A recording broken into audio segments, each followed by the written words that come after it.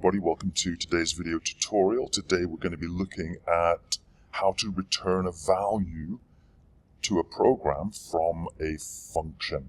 And the scenario that we're going to be looking at is feeding bananas to a hungry monkey. Okay. Now before we get into today's code, I'm just going to try and spend a little bit of time looking at this concept of returning a value from a function. So here we've got a very simple program. We've got a main function here. We're going to call a function called welcome. So when we execute this line of code, we call a function called welcome, and that function's code is executed. And when that's finished, we come back to the program. That's finished. And we jump onto the next line of code. Oh, it's another function call. Now, we call the function, we execute the code in that function, and when it's finished, we come back to the main program, and that's finished, and we come onto the next line of code. Ooh, this is interesting. Ooh. So when we see the equal sign, we go to the right side, and we call this function, getValue. The getValue function, the code in that function is executed, and the last thing that it does before it finishes is returns some data back to this point here where the function was called. So this is finished, and it's replaced by some data that it has returned to the main function. For example, it could have returned the value 2. And our main program has already declared a variable to grab that data returned from the function. It's grabbed the data into a variable, and now it can process that data. Okay? So this concept is showing us how to return a value from a function and then grab it using a variable. Okay?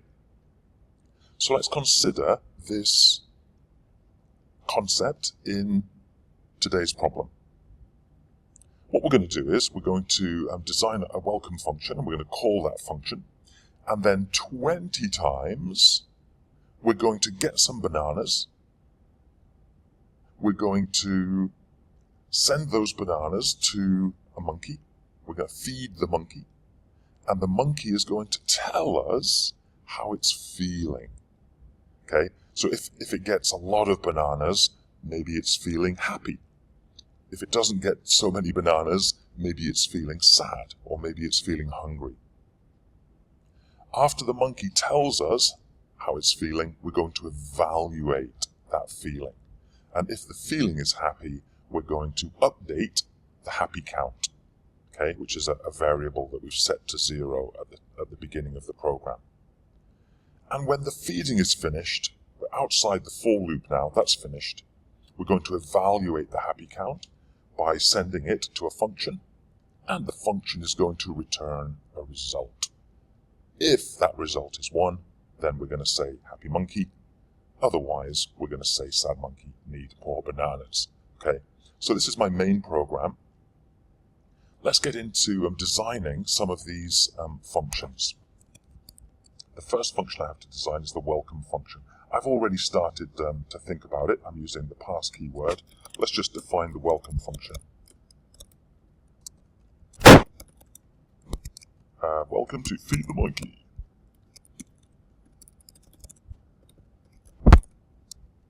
Okay, now let's look at this function here.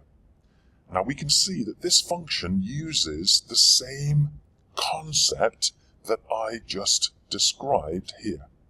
When we call the getBananas function, some code is executed and it returns a value back to the main program. And we're going to grab that value in a variable. Now how do I know that? Because of the equal sign. When I call this function, it executes its code, it returns a value, and I'm going to store the returned value in a variable. Okay. So let's have a go at how to, oh, he's suddenly woken up. Let's have a go at seeing how we can do that. I'm just going to do a random number generator.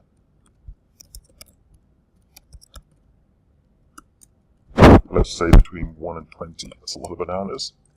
And this function is going to return num back to the calling program, which is this program here. Okay? Now that's an extremely brief introduction to how to design a function to return a value back to a calling program. Have a think about it and see if you can continue to solve the Feed the Monkey program.